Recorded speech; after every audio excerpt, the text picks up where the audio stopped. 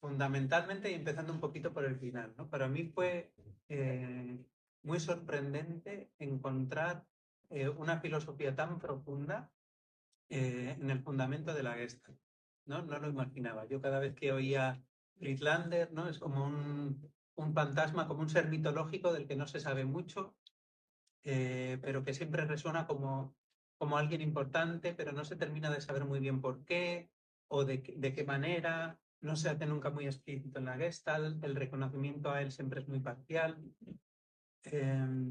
Entonces mi sorpresa es que en su filosofía y en las filosofías que le han influenciado a él están en el origen, las raíces fundamentales de la filosofía, las cuestiones fundamentales acerca de la vida, acerca de cómo el ser humano vive la experiencia, cómo estamos en la experiencia del mundo y cuál es nuestra relación con lo que está más allá de nosotros mismos. Y esas preguntas son la base de la filosofía de Friedlander y están profundamente impregnadas en la Gestalt, aunque no se hagan explícitas. Eh, Resumiendo mucho, o donde termina, empezando por el final, es en reconocer que somos parte de la vida, inseparable, que la vida es en nosotros y que somos la experiencia y que no hay un dentro, un afuera, una vida, una naturaleza que tiene lugar más allá de nosotros.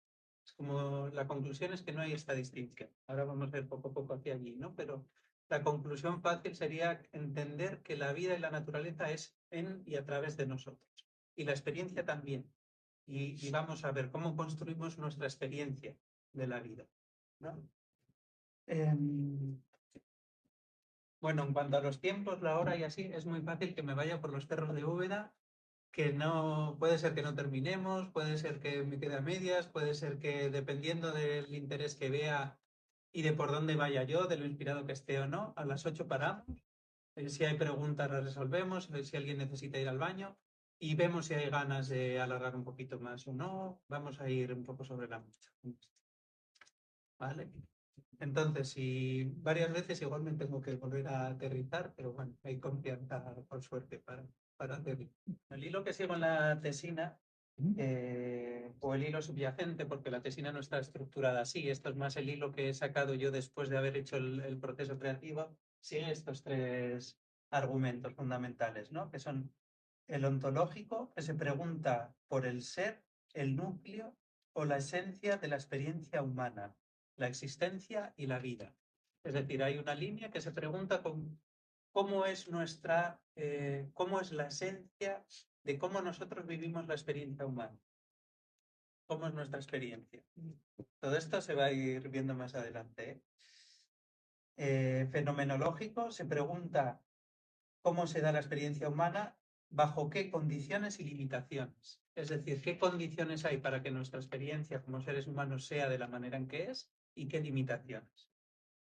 Y un tercero que es práctico, que es cómo se traducen las dos anteriores en la filosofía del trabajo gestáltico y en la actitud terapéutica.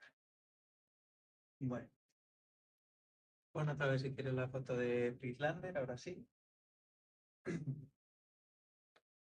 Bueno, este es Friedlander, Salomo Friedlander se llama.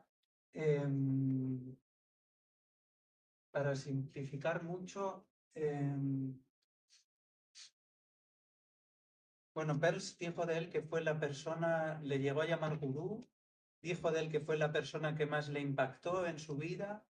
Peirce era una persona muy arrogante en las formas, muy poco dado a reconocimientos, a reconocer a nadie, y a él sí le reconoció profundamente.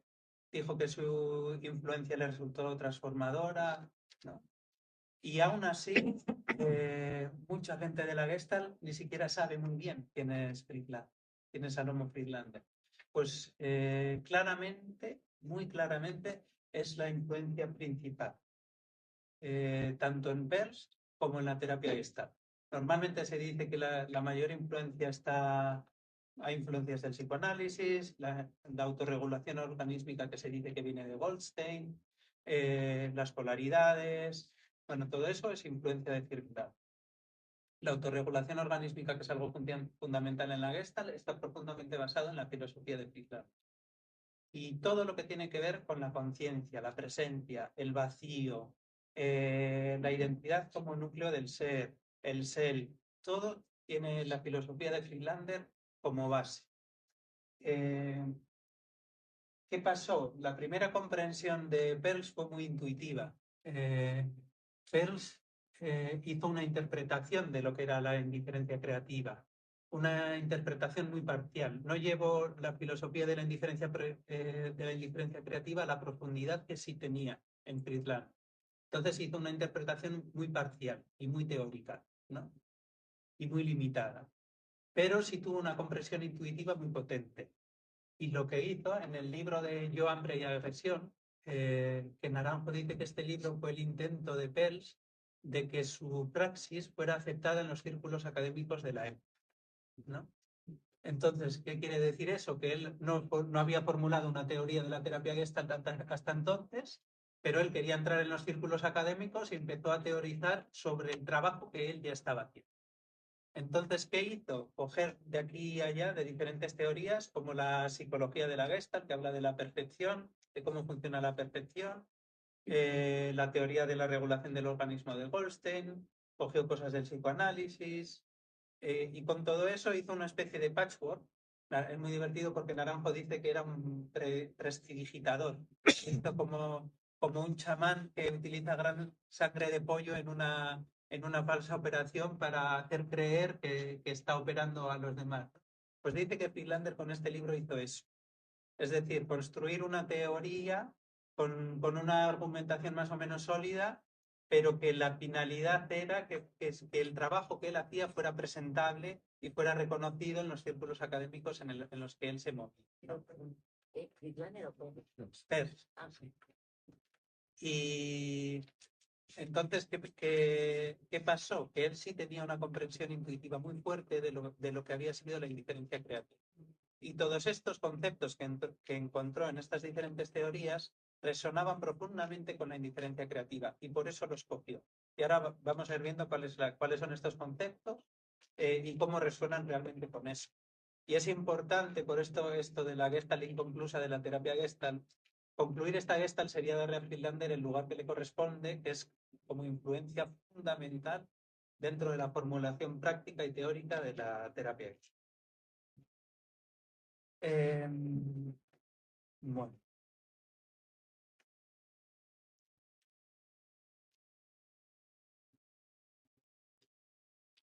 Algo significativo también es, para ver cómo fue esta comprensión intuitiva, es que 20 años después, ya cuando se estaba cerca de su muerte, 20 años después de haber escrito Yo, hambre y agresión, que es el libro donde más teorizó sobre la indiferencia creativa y donde hizo la formulación teórica de la terapia Gestalt, 20 años después dice, no tengo nada que añadir al primer capítulo de Yo, hambre y agresión. La indiferencia creativa sigue siendo mi base más sólida, ¿no? 20 años después. El primer capítulo es el que habla del pensamiento diferencial, que es la forma en la que Friedlander llamó a la indiferencia creativa. Y dijo además que después comprendió que Friedlander era el equivalente occidental de Lao Tse. Entonces, ¿qué significa? Que él comprendió esa comprensión que primero había sido intuitiva, con el paso del tiempo se dio cuenta que Friedlander era un representante de las filosofías más profundas de la mística oriental o de las tradiciones no duales en Occidente. Pero esto lo comprendió mucho tiempo después de él mismo haberse interesado en el Zen, en el vacío, en la conciencia, en la presencia, ¿no? Entonces, por eso, al principio su comprensión fue muy parcial. Parece que aunque luego no tuviera relación, cada vez tuvo él tomó más conciencia de lo que había realmente en la filosofía de Friedland.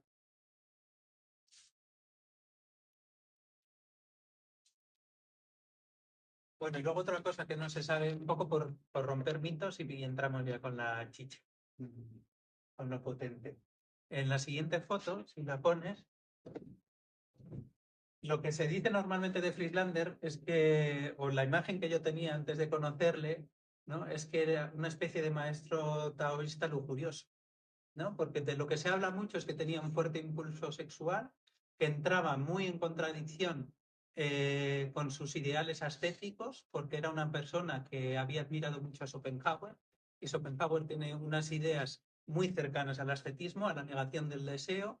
Entonces eso le generó tanta fricción interna que en esa fricción, para liberarse de esa fricción, fue como desarrolló la indiferencia creativa, ¿no? Esta es una manera muy simplificada y muy simplista de verlo, pero resulta que no se acerca mucho a la realidad de cómo él era. Yo creo que este mito se acerca más a lo que era Peirce que a lo que era Friedlander. Que en su juventud parece que sí, que tuvo una época más de experimentar, de probar, pero yo creo que algo que ahora veríamos totalmente normal. Incluso yo a veces fantaseo, digo, igual si le conocemos pensaríamos que era una persona conservadora o puritana. Desde luego en su edad adulta es así. O sea, tiene ideas sobre la sexualidad que son muy puritanas, muy conservadoras. O sea, ahora mismo las leeríamos y diríamos, wow, esto no, como salido de un convento, y esto no encaja, ¿no? Con las ideas que se tienen. Y él se casó con ella, con Lizzie, y tuvieron un hijo. Eh, y en su época de casado parece que fue un hombre muy familiar, muy cercano, muy cuidadoso con su mujer, con su hijo. Tuvieron una vida durísima. Friedlander nunca terminó de ser reconocido, ni como autor, ni como filósofo. Era de origen judío, entonces en el nazismo tuvo que emigrar. Se quemó toda su obra, se destruyó prácticamente al completo. Hoy en día está reeditada en alemán.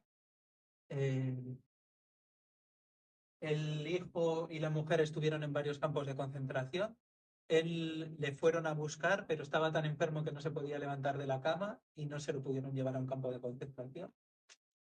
Después de estar en varios campos, la mujer y el hijo volvieron y terminaron muriendo los tres en París, la más absoluta pobreza, ¿no? Incluso hay algún dato en el que hay algún apunte en el que se sabe que Peirce llegó a mandarle alguna cesta con comida y alimentos de primera necesidad a Friedland. Bueno, y ahora vamos a empezar como tal.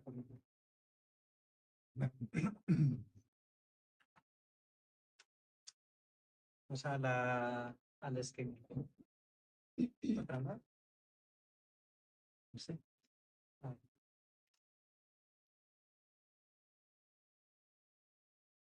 Bueno, este es un poco el hilo general. Vamos a verlo por si no me da tiempo a llegar a todo, pues así por lo menos sabemos un poco cuál es la cosa, ¿no? Lo voy moviendo y así os voy explicando. Vale, el primero de todos, Salomo Friedlander y la filosofía de la indiferencia creativa en la terapia Gestalt de Peirce. Cuando yo empecé a leer la indiferencia creativa, no me enteraba de nada. O sea, entre el alemán, que me ayudé muchísimo del traductor, la verdad es que no entendí. Y a mí me gustan los textos densos, me gusta darle vueltas, pero no entendía lo que leía ahí. Se me hacía súper difícil.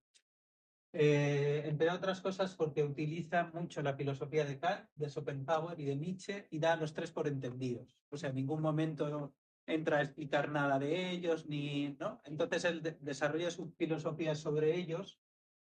eh, y si no se entiende un poquito esa base, es muy difícil comprender en profundidad también la indiferencia creativa.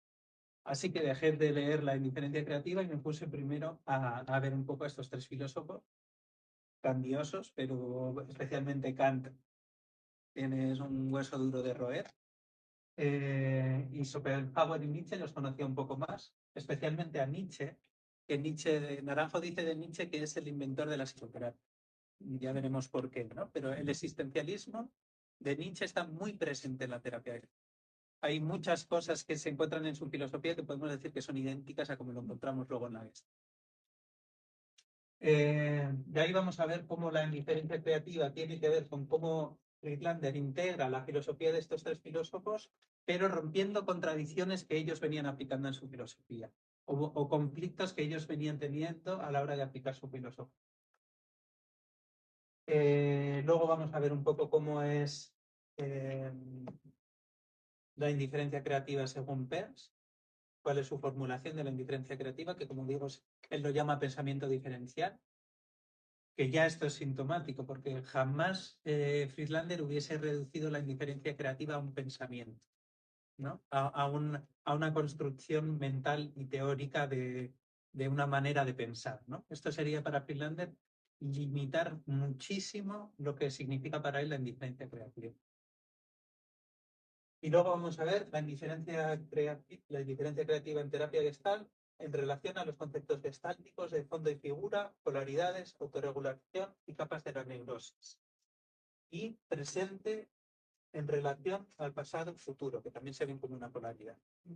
Todo esto está claramente contenido en Friedlander, y claramente es la influencia de Friedlander en la terapia Gestalt. Pero en muy pocos sitios vamos a encontrar que esté reconocido así, que esté reconocido como tal, que Friedlander sea el origen o la base de estas influencias. Luego vamos a ver una parte que a mí es la que más me fascina y con la que más identificado me siento, que es la indiferencia creativa en Naranjo, y es seguramente con la que más afinidad vamos a encontrar, también luego en la terapia Gestalt.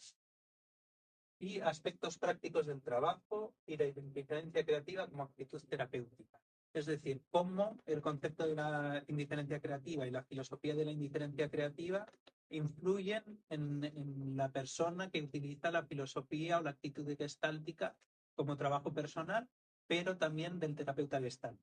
Como hay una actitud gestáltica que está profundamente empapada de la indiferencia creativa.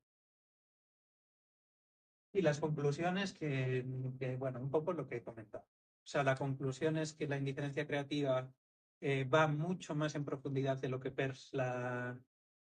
como Peirce la formuló.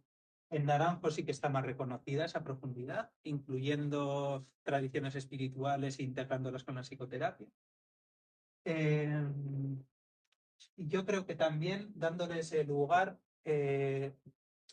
como lo formula Naranjo, es una visión que puede enriquecer muchísimo la terapia gestal y los procesos terapéuticos profundos, ¿no? Es como que podemos decir que hay una parte del trabajo terapéutico que tiene que ver con cómo nos va en la vida, cómo nos va en las relaciones, cómo nos va con aspectos cotidianos del día a día, pero llega un momento que el proceso terapéutico tiene que ver con algo más trascendente, un poco con quién soy en un nivel profundo, con qué es la vida a un nivel profundo, ¿no? Y la indiferencia creativa puede dar un sostén práctico, teórico y vivencial a esto dentro de la terapia y puede enriquecerlo mucho desde ahí. Entonces, vamos a ver.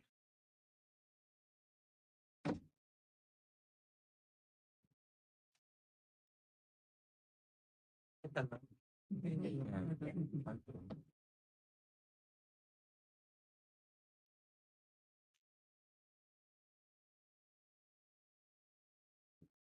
Bueno, me he hecho esta tabla que me la he hecho más para ayudarme a mí que para enseñárosla. Voy a simplificar mucho porque si no se nos va a ir la hora con estos tres.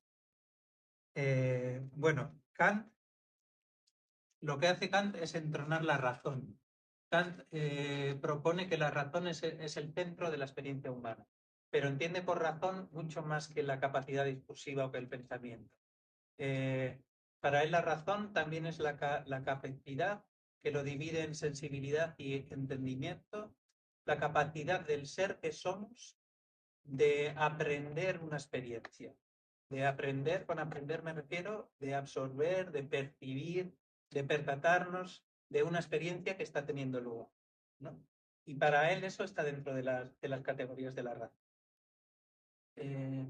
Y otro asunto fundamental en Kant es, a ver si me viene el nombre ahora, a veces lo llama yo trascendental, otra unidad sintética de la percepción. Que él se pregunta cómo siendo aparentemente la realidad una multitud de fenómenos,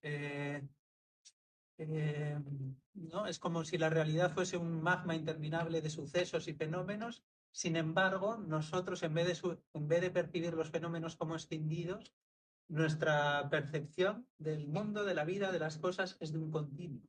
Es decir, yo constantemente tengo la sensación de ser un yo individual, constante, continuo, que está percibiendo una realidad que es constante, continua y no fragmentada, ¿no? Y él a esta capacidad le llama unidad sintética de la percepción, que podemos decir que es la conciencia. Él no habla de conciencia, pero podríamos decir que es la conciencia, como unidad sintética, como fondo único de la experiencia humana. La conciencia como tal. Cuando hablo de conciencia no me refiero a un grado de conciencia de algo o a una buena o mala conciencia, sino a la conciencia como el acto en sí de percatarse, de percibir. Eh, entonces, lo primero que dice Kant es que eh, él divide la experiencia humana en noumeno y fenómeno. Y para él el fenómeno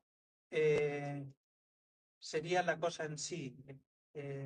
No, perdón, el noumeno es la cosa en sí y el fenómeno es como yo lo percibo. Es decir, si yo miro ese armario, eh, el fenómeno es como yo lo percibo. Yo percibo unas formas, unos colores. Entonces mi entendimiento, a través de mis sentidos, yo capto esas formas y esos colores y a través de mi entendimiento eso toma significado. Le doy un nombre que está cargado de significado también. Digo, vale, una mesilla con cajones y ahí viene también asociada mis vivencias, mi subjetividad, mis recuerdos relacionados a todo eso, a lo que yo estoy tratando de significar, ¿no? Entonces eso para Kant es el fenómeno. El nómeno, ¿qué sería? La cosa en sí. Lo que eso en sí es más allá del sujeto que lo observa, ¿no? Entonces aparece una distinción fundamental, que es objeto y sujeto. El sujeto es quien está percibiendo algo, ¿no? Y el objeto es todo aquello que estoy percibiendo. Kant lo que dice es que el objeto queda totalmente fuera de nuestro alcance. Total, él dice que es incognoscible. No podemos saber lo que son las cosas en sí mismas. A lo que nosotros accedemos es a nuestra interpretación de las cosas. Y esto es un asunto fundamental y muy radical, ¿no? Parece una perogrullada, pero si realmente lo pensamos, de repente decimos, ostras, ahí tomamos conciencia de la completa subjetividad de nuestro mundo, ¿no? Del mundo tal y como lo percibimos, ¿no? No sabemos qué es en sí mismo. A lo que tenemos acceso es a nuestra percepción de ello, ¿no? Eh,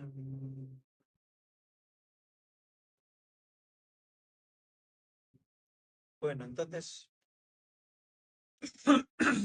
vamos a seguir, ¿no? Schopenhauer a esto, a la razón, por eso como hay vida, Schopenhauer lo que hace es incluir al cuerpo, incluir la vida, incluir lo orgánico. Entonces de repente ya no todo está limitado a la razón y a la razón como mediadora entre la experiencia y el individuo, entre el objeto y el sujeto, sino que él introduce a la vida. Él dice, hay un impulso vital, hay una vida que está teniendo lugar, un movimiento que es la vida, y que esto también es a través de nosotros.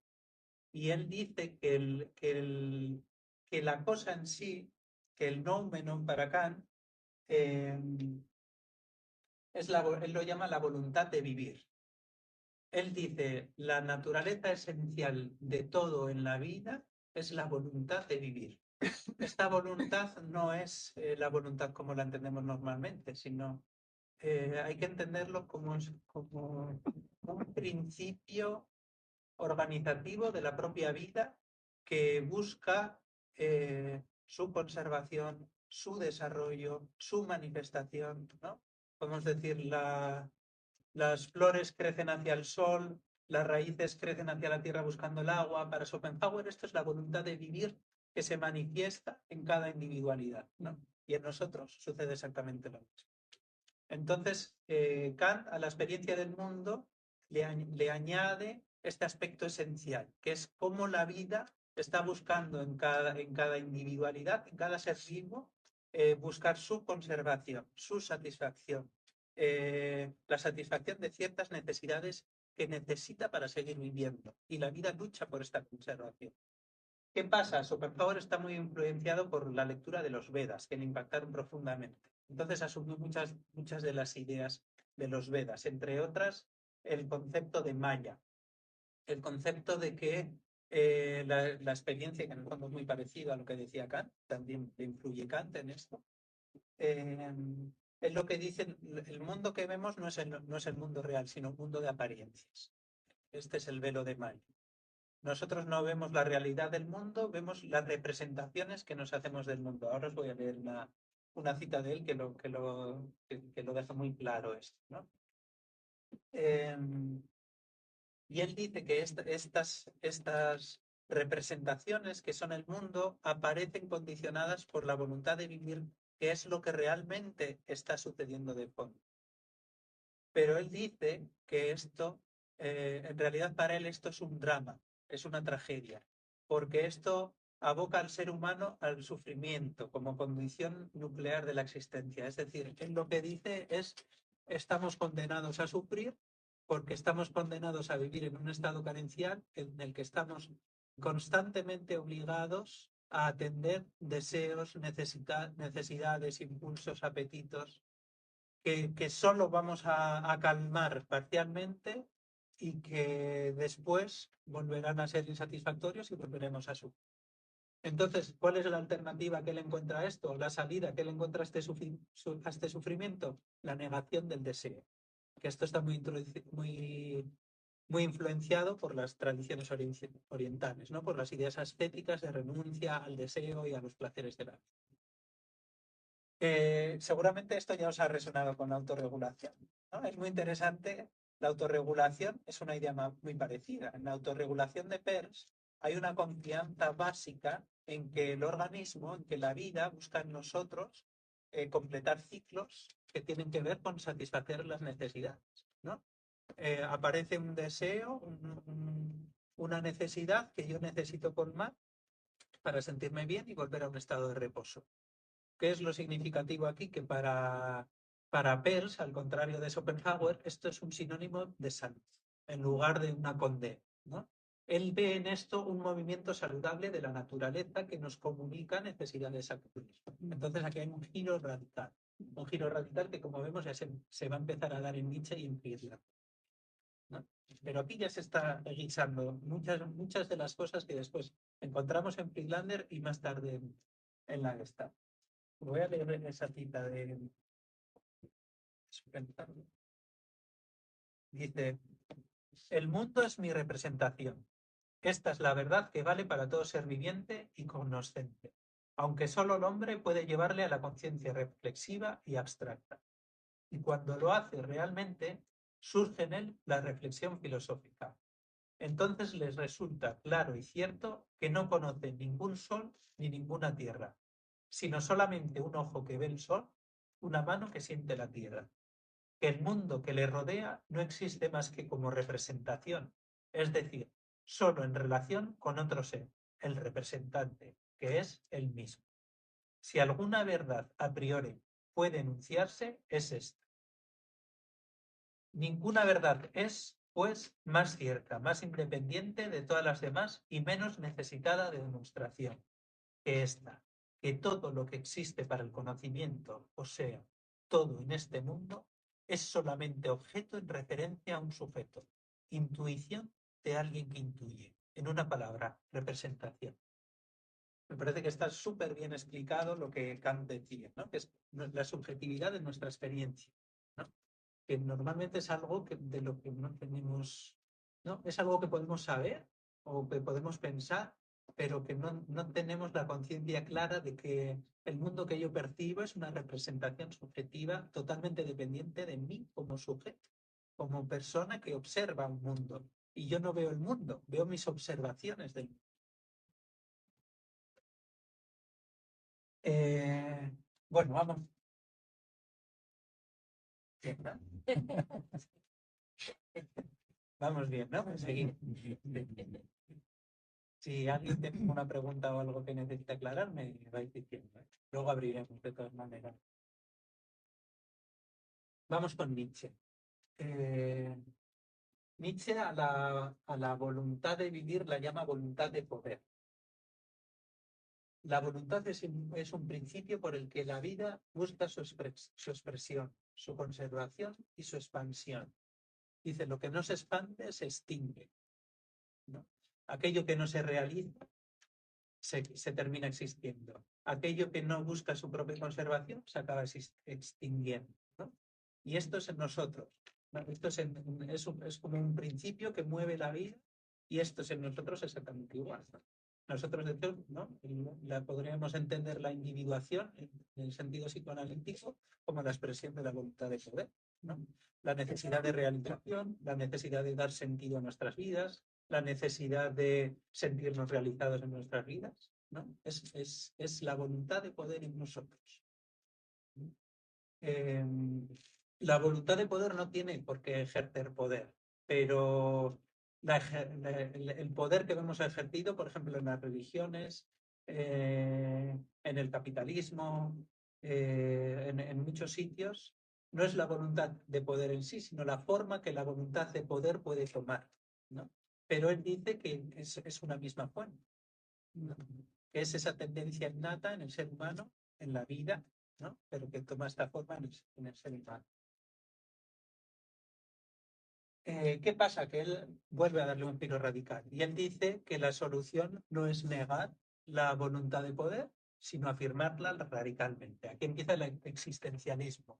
Él dice, no debemos renegar de nuestra necesidad de expresión, de conocernos, de realizarnos, sino que debemos entregarnos a ella radicalmente, ¿no? Nietzsche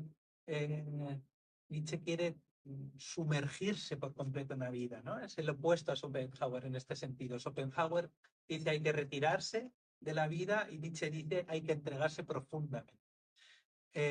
Si os dais cuenta, aquí ya hay dos patas fundamentales de la Gestalt, que es, que como vamos a ver, es la espontaneidad, la entrega y la conciencia, el contacto y la retirada. Esto está muy presente en la Gestalt también. Y tiene que ver con estas dos partes.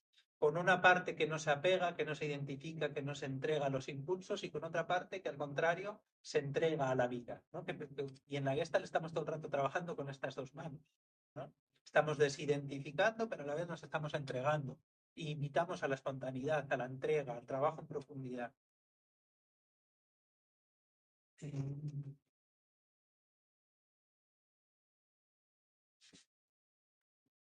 Bueno, y él dice que entonces la esencia de la vida para él, en esta,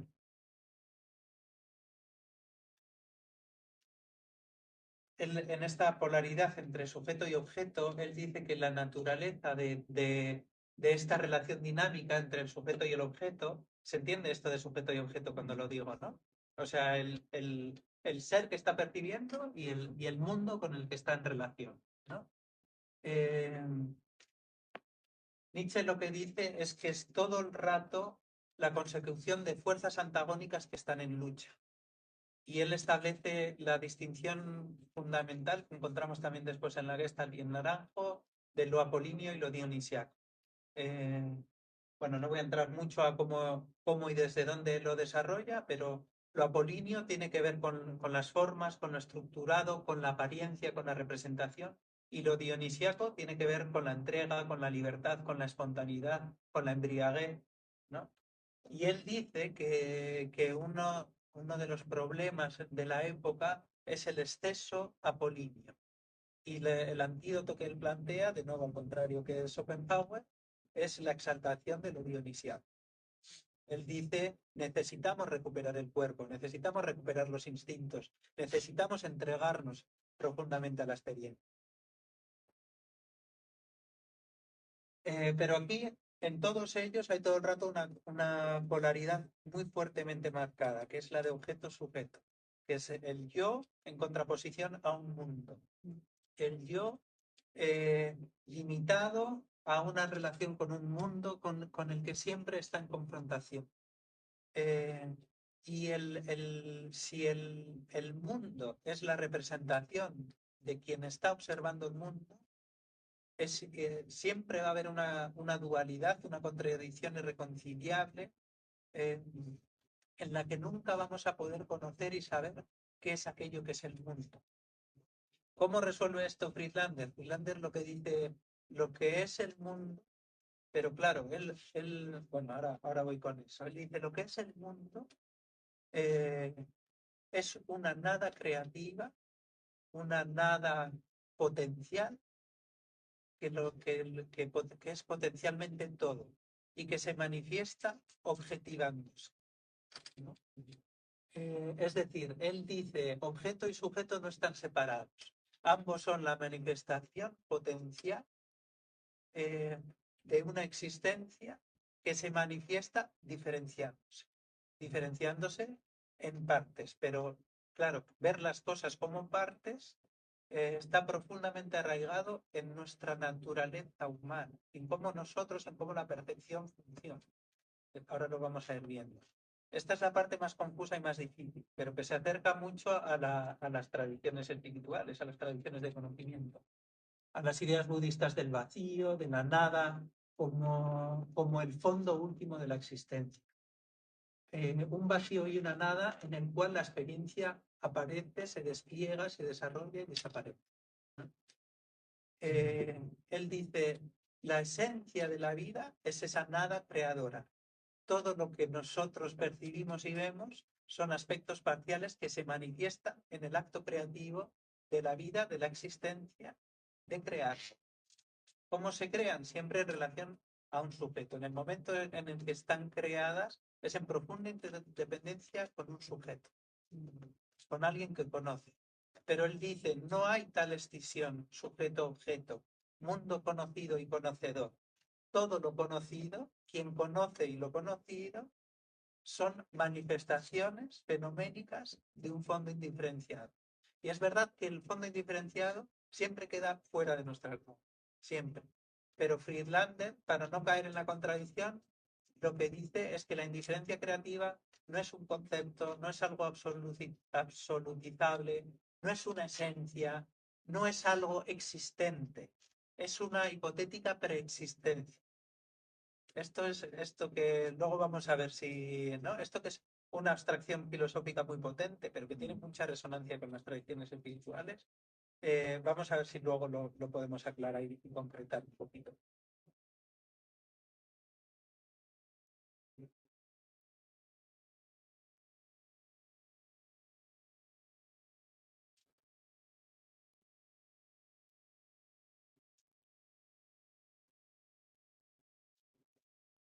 Entonces, vemos que Friedlander dice, tanto Schopenhauer como Nietzsche están atrapados en el sí y el no, en la negación y la afirmación de la vida, ¿no? El uno está está anclado en la negación del deseo, el otro está anclado en la afirmación del deseo y de la vida.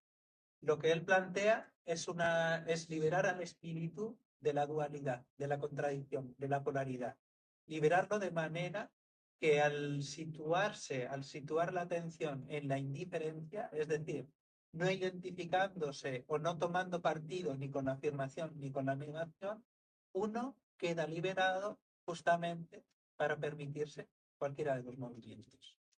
Si veis, esto ya es literalmente tal y como se trabajan las polaridades en la polaridad. Este es el germen, ¿no? En las polaridades trabajamos exactamente así, ¿no? Vemos partes escindidas en conflicto, donde hay una integración de ambas partes o un diálogo de ambas partes que tiene lugar desde una mirada que no se identifica con ninguna de las dos, pero que no identificarse y en permitirla justamente lo que conseguimos es tener la libertad de habitar cualquiera de las polaridades. ¿No? Nos podemos permitir la expresión de cualquiera de las polaridades. Bueno, entonces vamos con Peirce. Peirce desarrolla el pensamiento diferencial, que dice,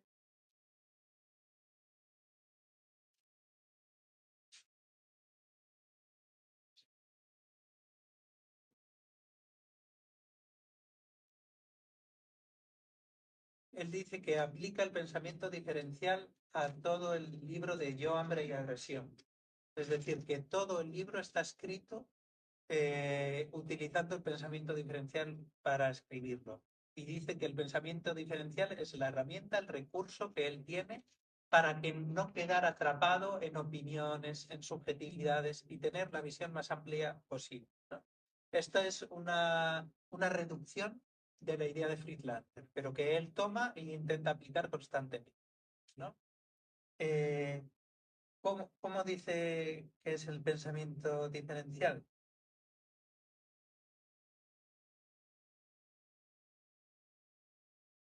Él dice que es un instrumento mental.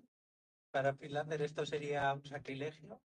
limitar algo que él no quiere ubicar en ningún sitio, que se diga que es un pensamiento, ¿no? Para Pilates se echaría las manos a la cabeza con esto. Dice que encuadra todos los puestos en el libro de Yo, Hambre y Apresión bajo los conceptos de polaridad, prediferencia, que es el punto cero, y grado de diferenciación, ¿no?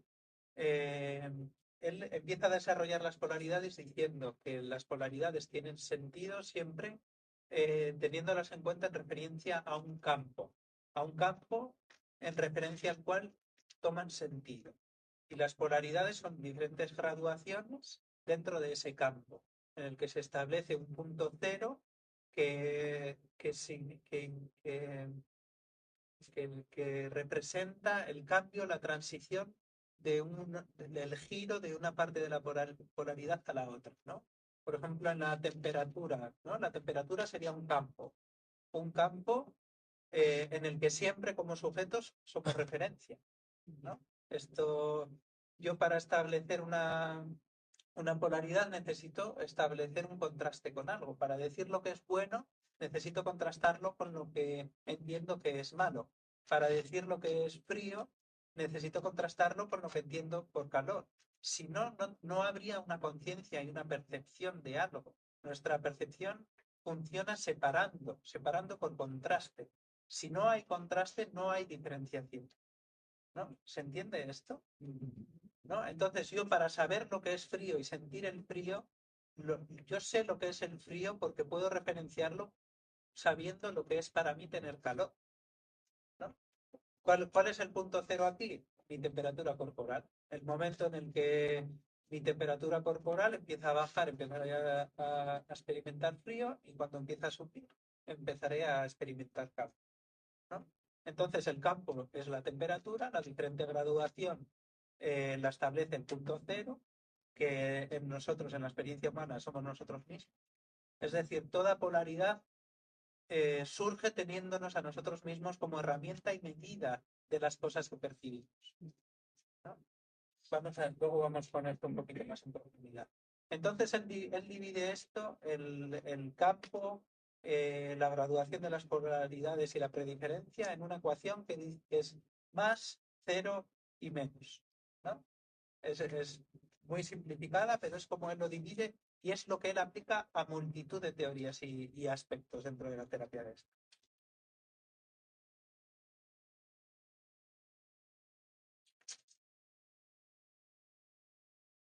Bueno, ya está. Vamos a seguir, que se va a entender así más fácil. Sube hasta que se vea la imagen. Entonces, a este apartado le llamé Gestalt, fondo y figura, una interpretación de la realidad.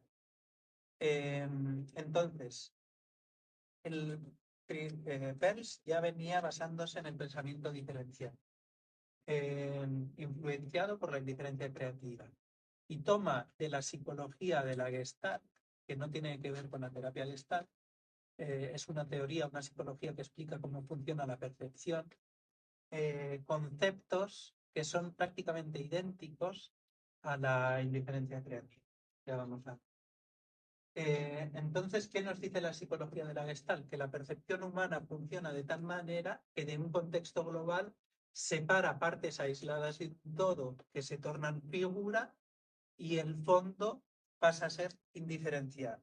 Entonces, si os fijáis, tenemos una figura emergente de un fondo indiferenciado con el cual está profundamente relacionado y a través del cual toma sentido. Por ejemplo, si nos fijamos aquí en una parte de la imagen, ¿no? Para que nuestra atención, en nuestra percepción, resalte cualquiera de las figuras, lo va a hacer siempre en contraste con el fondo. Entonces, la figura en la que nos fijemos pasa a ser la figura que pasa en primer plano y el fondo va a pasar a estar difuso, ¿no? La psicología de la Gestalt dice que la percepción funciona así. Entonces, por ejemplo, si yo miro el paisaje en el horizonte, estoy viendo el paisaje. Si de repente la atención se detiene en un bosque, el bosque pasa a ser figura emergente, en contraposición con el fondo difuminado, que pasa a ser fondo, que pasa al segundo plano. Entonces, eso, la atención destaca el bosque. Si de nuevo en el bosque yo me fijo en un árbol, el árbol pasa a ser la figura emergente en contraste con un fondo que es el bosque, que pasa a ser difuso y difuminado.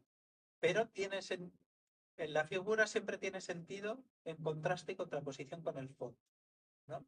En cualquier percepción en cualquier cosa que nosotros percibimos, se da este juego de figura y fondo, ¿no?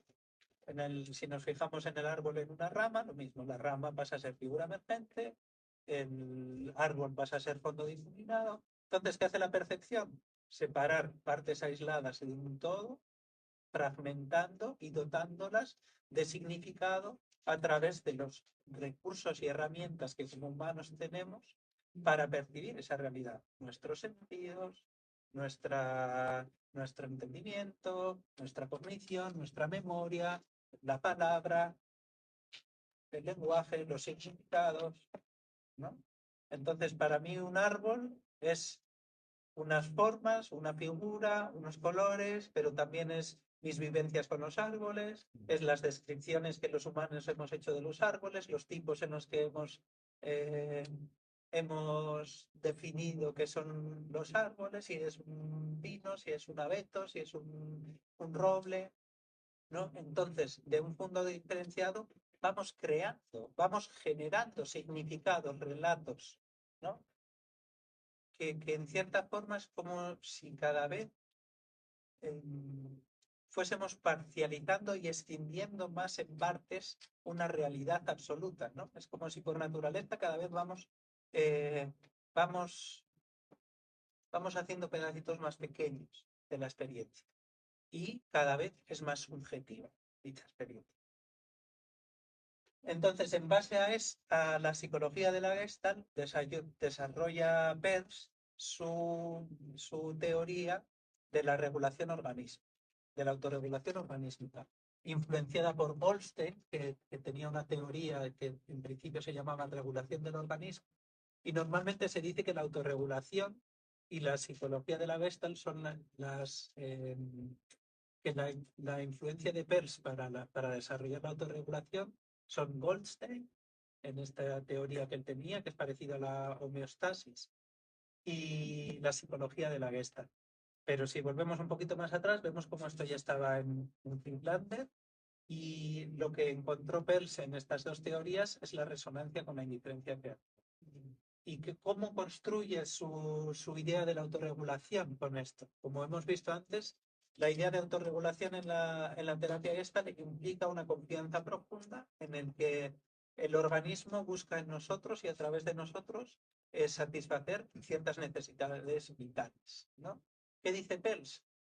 El estado carencial, es decir, el menos, nos indica cuál es la necesidad a cubrir en un momento dado, que al ser satisfecha, el más, nos hará volver a un estado original de reposo, el punto cero, ¿no? Entonces vemos aquí, es la línea exacta de la indiferencia creativa y también de la psicología de la Gestalt. ¿Por qué? Porque él dice, él lleva la psicología de la percepción al organismo. Él dice, la figura emergente en cada momento es la figura que necesita ser atendida.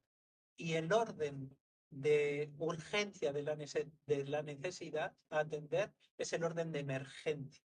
Es decir, es la figura que es el aspecto, la necesidad que se torna figura en relación al fondo. Por ejemplo, si ahora, por ejemplo, la figura emergente, vosotros, si os está resultando suficientemente interesante la charla, es estar atentas a lo que yo estoy diciendo. Pero si de repente hubiese una necesidad más importante, si de repente empecéis a perder la atención en esto y empecéis a pensar en que tenéis la lavadora puesta en casa, que no me he acordado de colgar la ropa, de repente esa es la figura emergente que tomará prioridad, ¿no? O si de repente necesito ir al baño, entonces va a llegar un momento que no voy a poder prestar atención porque la figura emergente que me muestra el organismo es que me meo tanto que no puedo seguir con la conversación, tengo que parar, tengo que ir al baño y cubrir esa necesidad, y de nuevo la atención podrá ponerse en otra figura que pasará a ser la emergencia. Entonces, ¿qué nos está diciendo Pels ahí? Que nuestra interpretación del mundo, que nuestra relación sujeto es interesada. La interpretación que hacemos del mundo es interesada. Por ejemplo, si yo entro aquí, puedo ver un cúmulo de gente, pero si yo vengo pensando en lo que para mí es importante, que es la charla, puedo entrar, empezar aquí a explicar y no me voy a dar cuenta de nadie. Pero si de repente veo a alguien que no he visto hace mucho tiempo, mi atención selectivamente se va a detener ahí y voy a ir allí. La atención es selectiva e interesada en función a necesidades. Y en el organismo, es lo que nos dice, es que esto es el movimiento a la salud. De hecho, su ideal de salud es que este ciclo de reposo, conciencia de la insatisfacción y satisfacción, es el ideal de salud. Y que la interrupción de estos ciclos es la neurosis, ¿no?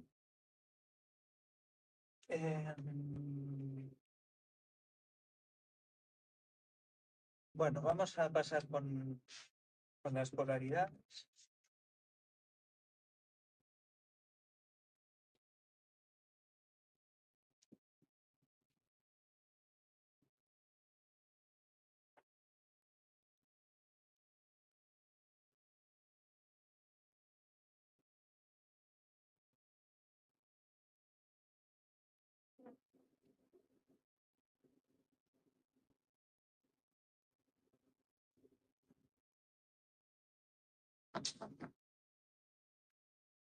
Bueno, entonces, utilizando esta idea de la figura y el fondo, esta misma teoría de la percepción, podemos entender también las polaridades. Las polaridades son siempre una parcialización de un fenómeno completo, ¿no? Como decíamos antes. Por ejemplo, para yo saber lo que está cerca, tengo que hacerlo en referencia a lo que consideraría que es lejos, teniéndome aquí como punto de referencia. Si no hay lejos, si no tengo consideración de lo que es lejano, no lo podré tener de lo que es cercano. ¿Qué sucede? Que normalmente las polaridades en nosotros siempre se niegan, se autoexcluyen. Y esto es también lo que introduce Friedlander. La invitación de Friedlander es saber, y de Peirce también, claro, es saber las polaridades como una totalidad no excluyente, no como parcialidades excluyentes o que se niegan. La Gestalt, donde afronta las polaridades, es sobre todo una polaridad fundamental y que tiene que ver mucho con cómo se genera nuestro carácter, es la identificación-alienación, ¿no? Es en función a lo que nos ha servido o no adaptativamente para cubrir en la infancia necesidades básicas como amor, cariño, mirada, reconocimiento, pertenencia, ¿no? Nos hemos identificado con aspectos o cualidades nuestros que nos han inconscientemente, que han provenido, que han satisfecho esa necesidad tan fundamental. ¿Qué sucede? Que al yo identificarme con esas partes que funcionalmente han sido tan necesarias, alieno, relegando al subconsciente, a lo que normalmente se llama la sombra, las partes opuestas a esa polaridad con las cuales no me puedo identificar. Es decir, si a mí lo que me ha servido es ser un niño bueno, ordenado, obediente, porque así me han querido, he pertenecido, he tenido reconocimiento, posiblemente no me podré permitir ser espontáneo, poner límites, a veces hay gente que se ríe, que se está dando por atendida. O por ejemplo, a ver, otro ejemplo diferente. Si lo que me ha servido es ser un rebelde y estar todo el día enfadado y en pelea con el mundo, seguramente lo que he tenido que alienar es su polaridad, que es ser obediente, ser complaciente, escuchar, atender, compartir, ¿no? ¿Qué pasa? Que así el carácter se va cristalizando, se va volviendo compulsivo, mecánico, rígido, ¿no? Porque en vez de disponer de todos los aspectos, todas las cualidades humanas que nos conforman, solo disponemos de ciertos pares de opuestos con los que estamos identificados, ¿no? En Gestalt vemos mucho, por ejemplo, cómo muchas veces el enfado es muy necesario como energía legítima para poner límites, ¿no? En la relación con el mundo y con la vida.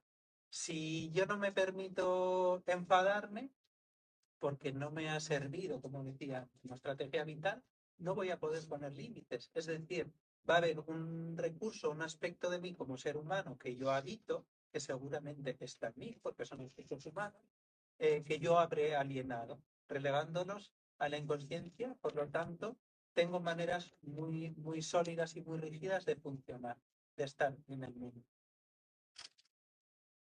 Eh, claro, decíamos que las polaridades toman referencia en función a un campo, ¿no? Hay un concepto muy interesante en psicoanálisis, en filosofía, y que se llama, me va a venir.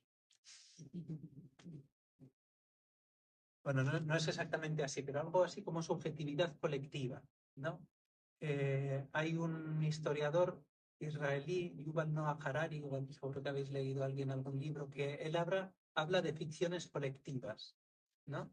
Y estas ficciones colectivas generan campos, tal y como hemos nombrado los campos en las polaridades, las ficciones colectivas también son campos. Por ejemplo, la religión es una ficción colectiva, es decir, una realidad subjetiva que es reconocida por la suficiente cantidad, por la suficiente colectividad de seres humanos, como parezca que es una realidad en sí misma, pero es una realidad subjetiva colectivamente afirmada. El dinero es otro ejemplo. El dinero como tal no tiene un valor objetivo, pero toma su valor como ficción subjetiva en el momento en el que todos como seres humanos le damos el mismo significado, el mismo valor, ¿no? Y hay cantidad de ficciones subjetivas en nuestra manera de percibir y estar en el mundo que son subjetividades, son ficciones subjetivas colectivamente aceptadas, ¿no? ¿Qué pasa? Que llevado esto al sistema familiar, el sistema familiar es, por decirlo de alguna manera, una ficción subjetiva. En los sistemas familiares hay filosofías familiares, hay modos de ser, hay una ética concreta, hay comportamientos que caben y que no caben. ¿Qué pasa? Que asumimos esa mirada, esa subjetividad del campo como propia y la asimilamos como tal, ¿no? Estos serían los introyectos que se llama en Gestalt, ¿no? Pero, pero el trabajo ahí, el trabajo en terapia Gestalt sería ver eh, qué parte de esa subjetividad hace que nosotros, por ejemplo, podamos ir en contra de tendencias propias, de pensamientos propios, de sentimientos propios, de una libre manera de ser, de actuar en el mundo, que normalmente vamos a negar si va en contra de esa filosofía familiar, de esa manera de pensar que hemos absorbido como única y propia, pero que es subjetiva, y la hemos asimilado como propia, ¿no? ¿Cuál es el planteamiento aquí de la terapia Gestalt? La libertad creativa dentro de todas las partes que nos conforman. La Gestalt lo que nos invita no es a ser bueno o malo. La Gestalt lo que nos dice es sé bueno o malo dependiendo de lo que la situación en cada momento requiera de ti y lo que de ti nazca y estés necesitando poner en juego en la experiencia. Y habrá momentos en que me conviene y necesito ser bueno, comprensivo, y habrá momentos en los que necesito expresar un límite o un enfado. ¿Qué nos permite en la Gestalt el trabajo con esto? Muchas veces parte del trabajo es, en el trabajo con polaridades es la identificación con la polaridad opuesta. Lo que hacemos con una persona muchas veces que es muy buena, muy complaciente, es que trabaje la polaridad del enfado, de poner límite, de la expresión clara, ¿no? ¿Con qué fin? Con que tenga a disposición las dos manos. ¿Qué sucede aquí? Que la polaridad se integra. Ya no estamos extendidos en partes separadas y contradictorias, sino que hay una integración de diferentes aspectos de los cuales disponemos libremente. ¿Qué sucede? Que para esto se dé, tiene que haber cierta desidentificación. ¿Cómo se da esta desidentificación? a través del punto cero, a través de la indiferencia creativa de Friedland, que es la no identificación con las parcialidades que nos conforman. Es decir, que el sujeto se sitúe en sí como sujeto y no en las partes que lo conforman. Y esto le da libertad, ¿no?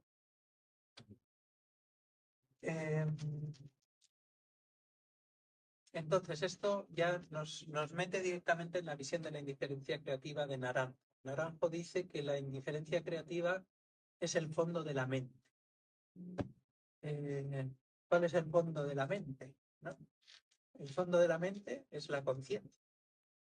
De nuevo, volvemos a la conciencia como tal, no la conciencia de esta o aquella cosa, ¿no? Los que tengáis experiencia con meditación, seguramente estáis muy familiarizadas con esto, ¿no? Como cuando uno medita, todos los fenómenos que yo percibo aparecen en la experiencia que está teniendo lugar, se despliegan y desaparecen, ¿no? Una emoción, un pensamiento, un sentimiento, una percepción visual, una percepción auditiva, todo eso te está teniendo en un fondo de experiencia presente, de existencia presente que está teniendo lugar y que libremente se despliega ante mí porque la atención no está puesta en el fenómeno, sino simplemente en la observación atenta. ¿Con qué tiene que ver la presencia, el aquí y ahora, la observación atenta? Siempre como fondo, la conciencia, ¿no? Si yo estoy presente, es que estoy consciente. Si yo estoy atento, es que estoy consciente. Si yo estoy aquí y ahora, es que estoy consciente. ¿Qué es que estoy consciente? ¿No? Que tengo contacto con eso que es existencia presente, más allá de los objetos que aparecen en esa experiencia presente. Por eso Claudio Naranjo relaciona directamente esto con las tradiciones espirituales, porque se parece mucho. Bueno, se parece, es lo mismo. Para Naranjo, la indiferencia creativa, decíamos, es el fondo de la mente. El fondo de la mente es la conciencia en sí misma. Aquí entramos directamente, y es parte de lo que desarrollé en la tesina. No importa, ya no hay nada. Lo que desarrollo en la tesina es que la filosofía de la Advaita Vedanta, la no dualidad, es una analogía experiencial y vivencial que además tiene un soporte teórico que es idéntica a la concepción de la indiferencia creativa en Claudio Naranjo. ¿Qué nos dice la Advaita Vedanta? La Advaita Vedanta nos dice, también establece una separación ficticia. La filosofía misma de la Advaita Vedanta nos dice que es ficticia esta separación entre sujeto y objeto. ¿Cuál es la diferencia? Que el Vedanta lo que se pregunta no es cuál es la naturaleza del objeto, sino que vuelve la atención hacia sí misma y dice cuál es la naturaleza del sujeto que conoce. ¿Qué o quién es eso en mí mismo que está conociendo y percibiendo la experiencia? Es la conciencia en sí misma. ¿Y qué pasa con la conciencia? Que es los atributos que podemos asociar a la conciencia son idénticos a los que podemos asociar a la indiferencia creativa. Es decir, la conciencia es en nosotros un fondo vacío, prediferente, con el potencial de percibir, percatarse, sostener, reflejar todo aquello que aparece en él. Es decir, es un fondo indiferenciado en el cual nuestra experiencia toma forma, toma lugar y la cual podemos percibir, ¿no? La conciencia testigo, que se dice a veces el observador. Lo que tiene este observador es que es un fondo en el que no hay nada, solo observación, solo presencia consciente en un momento dado. Y ahí se despliega todo fenómeno. Sea una percepción, una sensación, un pensamiento, un sonido, una idea, ¿no? ¿Qué nos dice Claudio? Que la libertad del individuo está en que la identidad se sostiene en este sujeto y no en los objetos. Yo soy libre de entregarme a la experiencia si no estoy confundido con identificaciones parciales acerca de mi propio carácter o de mi propia experiencia, ¿no? Por eso Claudio decía que ser uno mismo a lo que más se parece es a ser nada. Y ser nada es ser uno mismo. ¿Por qué? Porque si yo no estoy enganchado a estos juegos de identificación y alineación, lo que tengo justamente es la libertad para ser cualquier aspecto, cualquier experiencia, cualquier vivencia que me habite en cada momento. ¿Cómo se puede dar esto si la carga de identificación mayor no es con esos aspectos parciales, con ideas acerca de mí mismo, con pensamientos acerca de mis emociones o vivir el mundo, con relatos acerca de cómo yo soy o cómo son los demás, sino conmigo mismo como sujeto, como conciencia conocedora?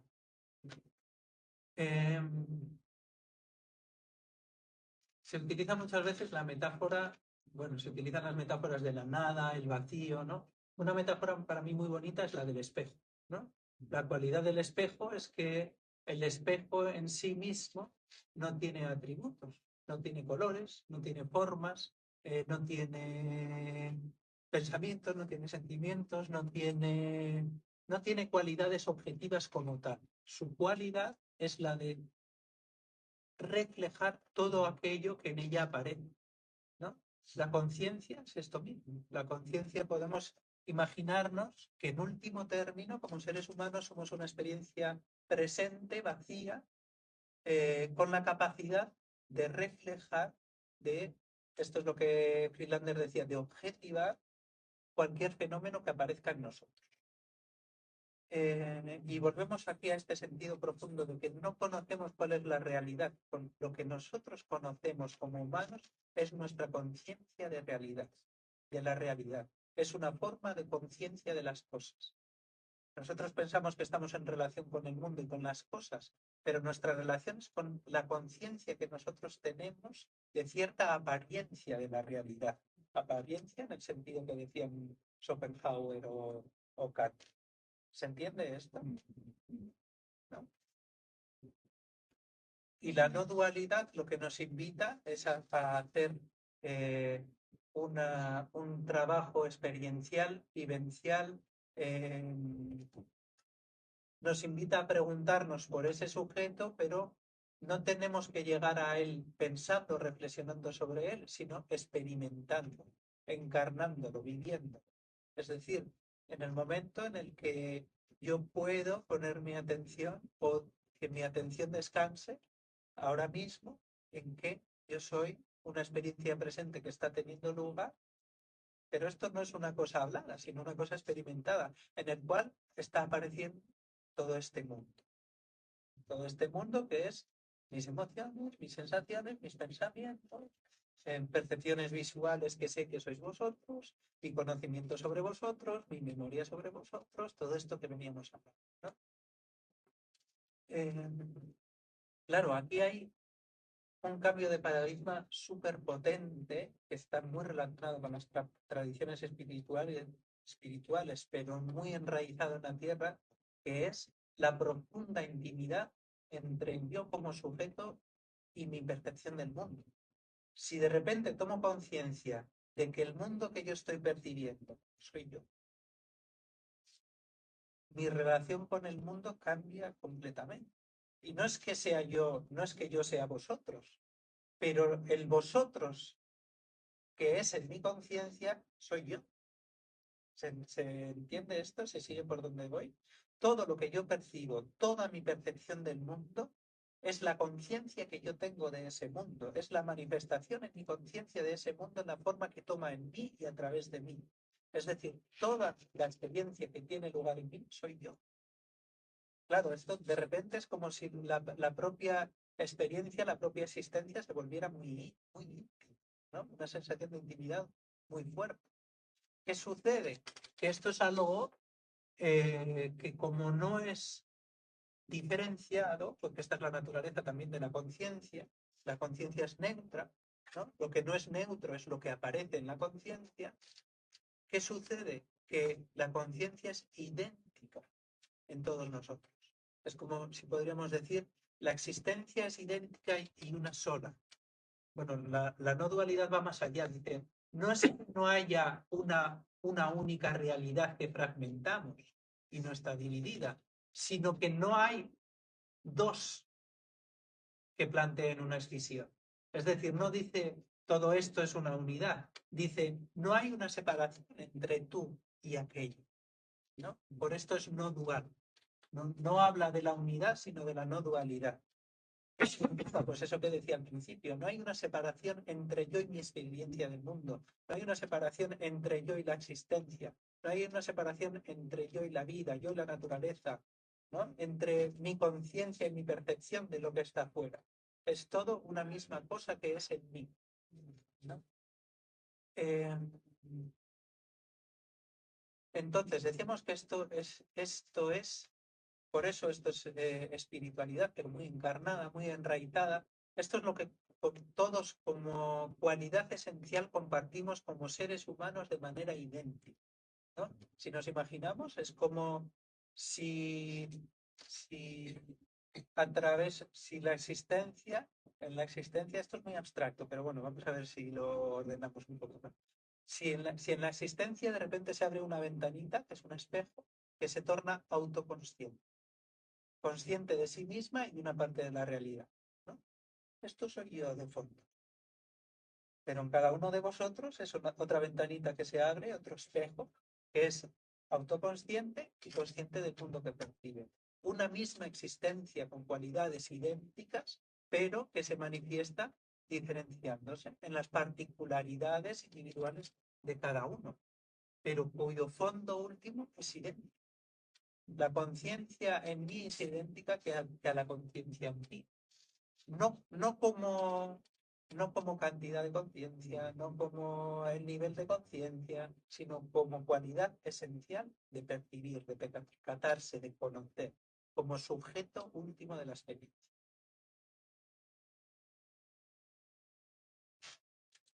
Bueno, yo creo que aquí ya lo vamos a dejar por ahí. Entonces, si alguien tiene alguna pregunta, comentario, algo que decir, que aportar, dudas, reflexiones. En caso no sé si has explicado eso, pero bueno, sí, en casos rápidos o generales, cómo en la práctica, o sea, aparte de la polaridad que se habla, ¿no? En la práctica del terapeuta, cómo es aplicable a lo práctico. Vale. Sí, este es un aspecto al que no he entrado, que es a los aspectos prácticos, ¿no? Que es esto que decía de la filosofía gestáltica como trabajo y la actitud del terapeuta gestáltico, ¿no? ¿Cómo se manifiesta esto? ¿Qué hacemos en terapia? ¿Cuál es el ideal de la actitud gestáltica? Que el terapeuta es alguien que favorece un campo de conciencia en el cual dos personas nos encontramos para tratar de que la conciencia de ciertos fenómenos, de ciertos aspectos, emerja. Entonces, ¿cuál es la actitud fundamental?